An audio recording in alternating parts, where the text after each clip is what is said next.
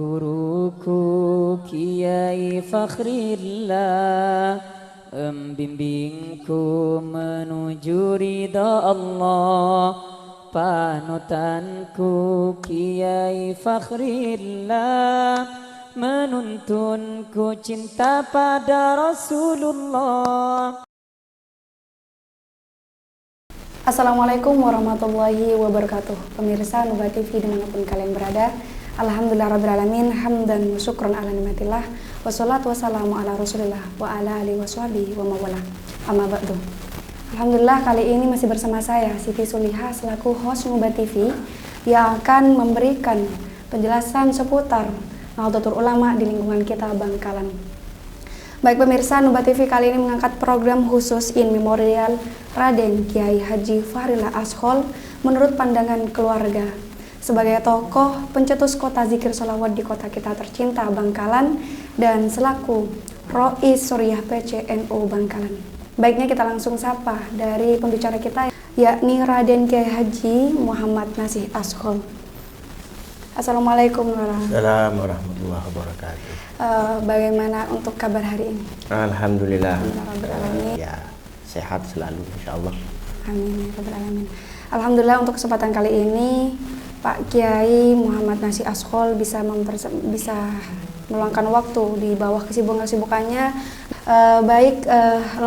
Lora selaku salah satu adik kandung dari almarhum, selaku Ketua Umum Pondok Pesantren Syekhona Khalil dan selaku Ketua PC RNI Nahdlatul Ulama di Kota Bangkalan sendiri, dari beberapa kesibukan masing-masing antar saudara, baik dari Lora sendiri ataupun dari masing-masing kesibukan Rafahri, mungkin ada pandangan cerita khusus terkait pandangan Rafahri itu seperti apa dan bagaimana? Iya,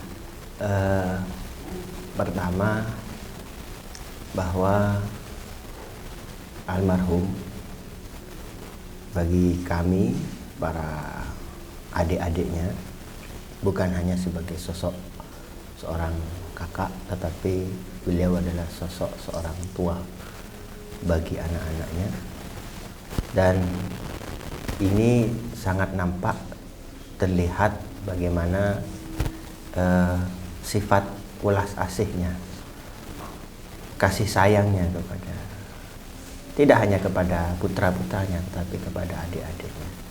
Bahkan lebih jauh dari itu, Kiai Fakhri ini dikenal memiliki sifat rifqah,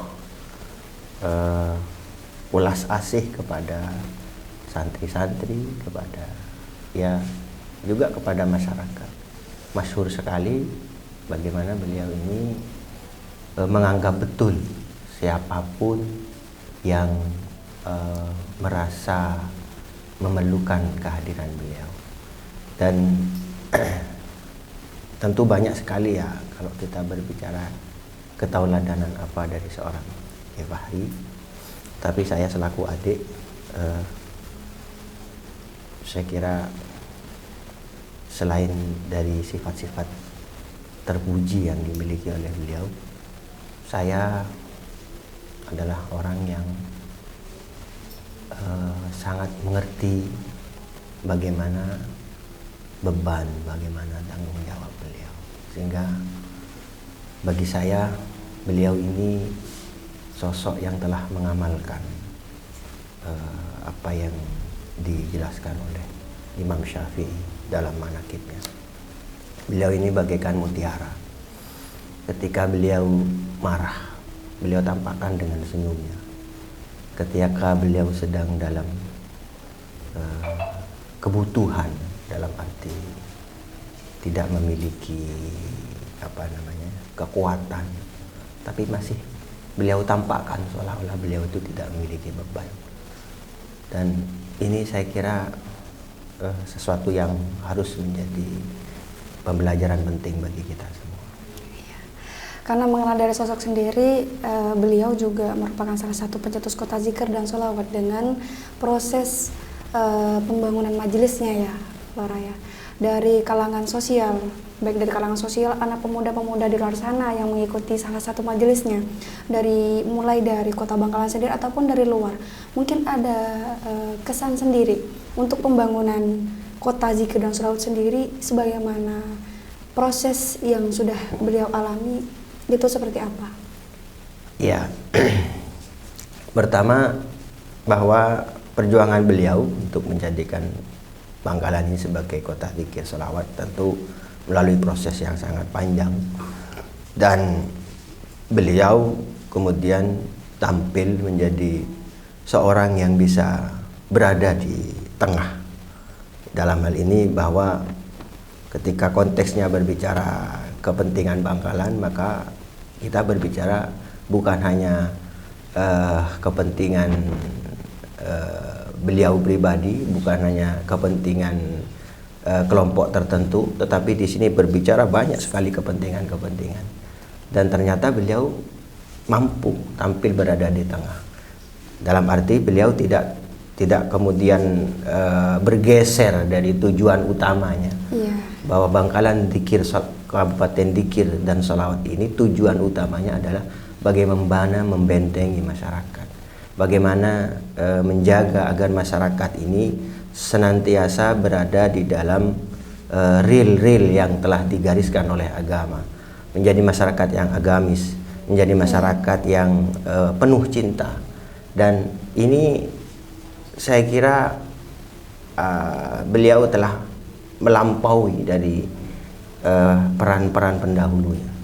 Saya katakan sekali lagi, beliau telah melampaui dari peran-peran pendahulunya.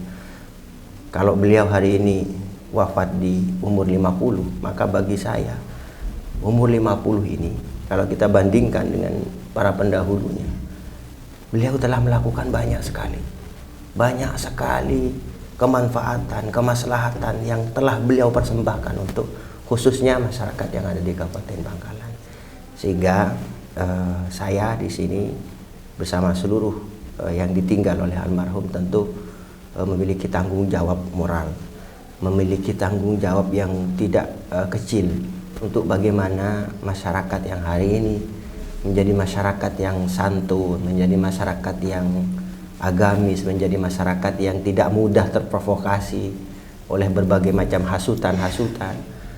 Itu adalah tugas yang harus dilanjutkan. Baik. Mengenal dari sosok dari beliau sendiri yang jasanya sampai kali ini bisa kita kenang dan bisa kita nikmati bersama, berbicara tentang majelisnya, terutamanya majelis yang sudah bukan lagi ditinggalkan tapi melainkan harus diteruskan. Mungkin seperti apa dan bagaimana di bawah naungan-naungan yang awalnya dipimpin oleh Pak Kiai sekarang sudah hilang, atau ada perkembangan selanjutnya seperti apa?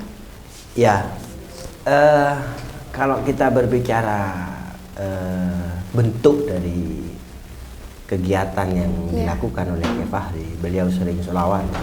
Saya kira saya tidak perlu terlalu khawatir dengan hilangnya kegiatan-kegiatan ini, karena memang sekali lagi akar pondasinya sudah ditanam, bahwa hari ini masyarakat memiliki kecintaan kepada Kiai Fahri, yang kemudian kecintaan ini bisa menghubungkan kepada kecintaan pada baginda Rasul Muhammad SAW. Sehingga majelis sholawat, saya kira ketika berbicara Bangkalan, umumnya Madura, kita tahu majelis sholawat berada di mana-mana. Di mana-mana. Dan saya kira Kiai Fahri ini pemantiknya. Bahwa kemudian beliau hari ini wafat, saya kok malah semakin yakin akan semakin besar ya kecintaan masyarakat untuk terus hadir di dalam majelis zikir, majelis sholawat. Entah itu apakah dipimpin oleh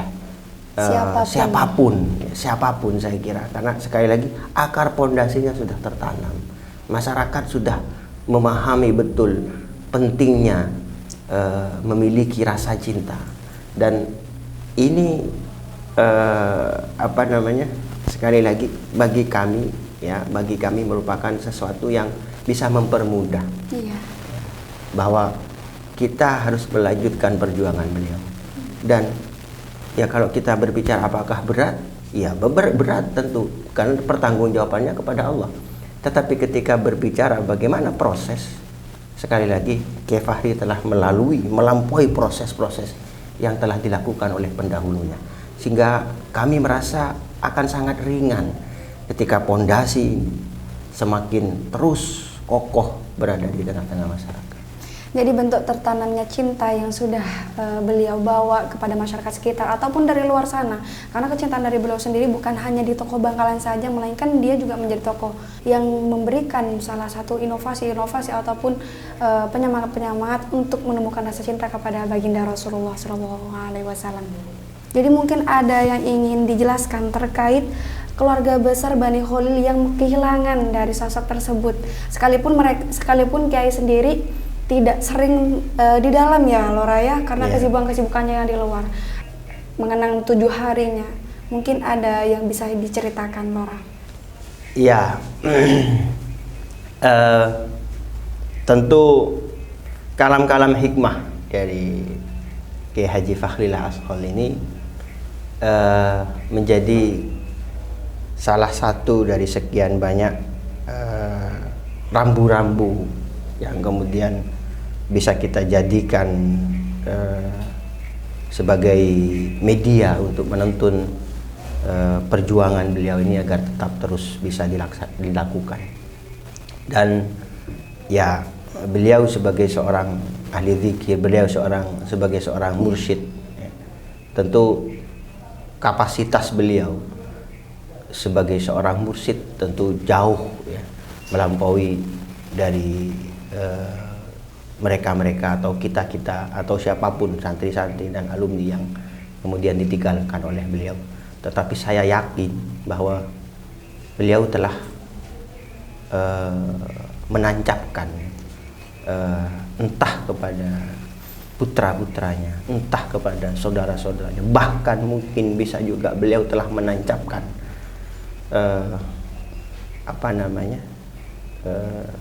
ya kalam-kalam hikmah yang sering beliau sampaikan itu kepada santri-santri ataupun para alumni atau masyarakat, sehingga saya yakin bahwa seiring waktu berjalan akan muncul ya sosok-sosok seperti Kiai Haji Fakhril Ashol.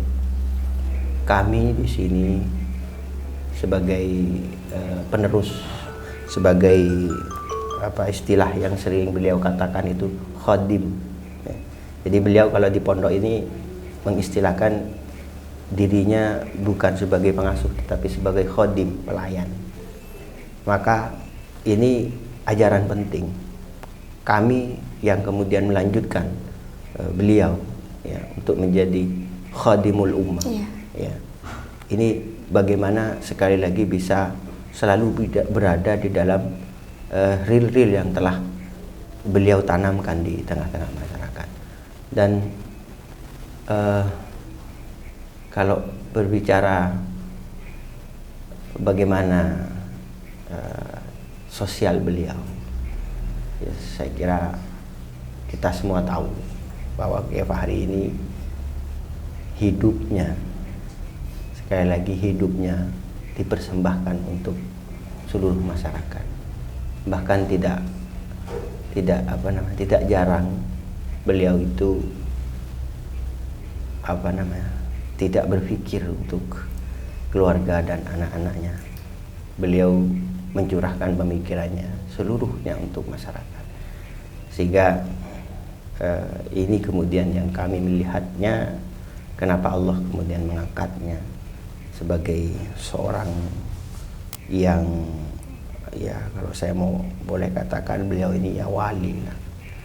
Beliau ini urruh, mengetahui sebelum kejadian. Banyak masyhur bahwa beliau mengatakan kepada masyarakat, saya istirahat di umur 50. Ini kalau beliau bukan wali, nggak mungkin beliau itu berdauh seperti itu. Masya Allah. Ya, jadi saya kira itu yang harus bisa menjadi pegangan bagi kita. dari beberapa keluarga mungkin merasa kehilangan, sangat kehilangan, karena sosok-sosok seperti itu sudah bukan lagi kita berbahas melampaui batas ya Kiai ya, karena dia juga sudah menjadi salah satu kesan yang sudah memberikan tanaman-tanaman kecintaan kita mulai dari masyarakat sekitar, awam yang awalnya tidak tahu menjadi tahu, masyarakat sekitar dari santri maupun dari kalangan keluarga akan merasa kehilangan atas kepergian dari beliau sendiri. Mungkin ada kesan, Lora, kesan yang tidak bisa dilupakan sampai kali ini ketika kita mengingat ataupun ketika Lora mengingat sosok beliau, seakan-akan hadir ketika mengingat situasi berikut. Ya, saya selama kurun waktu 14 tahun mendampingi beliau. Setelah wafatnya almarhum ayahanda Kiai Haji Abdullah Shahol, saya berusaha untuk menjaga beliau. Saya berusaha untuk bagaimana Kiai Fahri sebagai penerus dari Kiai Haji Abdullah Shahol ini bisa selamat. Sehingga saya cerita pengalaman. Iya. Dan ini yang selalu saya ingat. Selama mendampingi beliau, sering sekali saya itu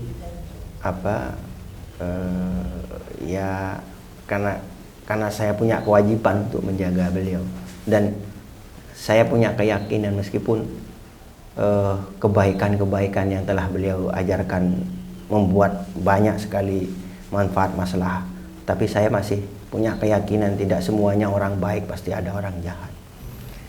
Dan ketika saya bercerita tentang kejahatan seseorang, keburukan seseorang, Masya Allah, bagi beliau itu tidak ada keburukan seseorang, itu tidak ada. Kejelekan seseorang itu tidak ada. Beliau mendengarkan cerita saya masuk kuping kanan, keluar kuping kiri. Tidak ada kejelekan yang bersemayam di hati beliau. Dan ini yang paling berkesan bagi saya. Ini yang paling menampar kepada diri saya. Betapa Kiai Haji Fahri Shahol ini telah mampu mengaplikasikan sifat-sifat kenabian. Bagaimana seorang Kiai Fahri ini benar-benar bisa menunjukkan derajatnya sebagai seorang wali, kekasih Allah. Dan Masya Allah, itu luar biasa. Jadi mulai dari beberapa kesibukan-kesibukan dari beliau pun, beliau juga mengingatkan kepada Lora selaku adiknya, menampar dengan salah satu pengingat bahwa kita tidak boleh memberikan kesan dan melakukan hal kebaikan seterusnya, dan memberikan kesan terbaiknya untuk memberikan pandangan baik kepada masyarakat sekitar maupun masyarakat di luar sana, seperti itu ya Lora. Iya. Ada yang ingin disampaikan mungkin Lora? Ya, pertama kita memahami bahwa masyarakat merasa kehilangan, tetapi rasa kehilangan itu jangan kemudian membuat kita larut dalam kesedihan, bahwa seolah-olah tidak akan ada penggantinya, bahwa seolah-olah tidak akan muncul lagi figur-figur seperti beliau.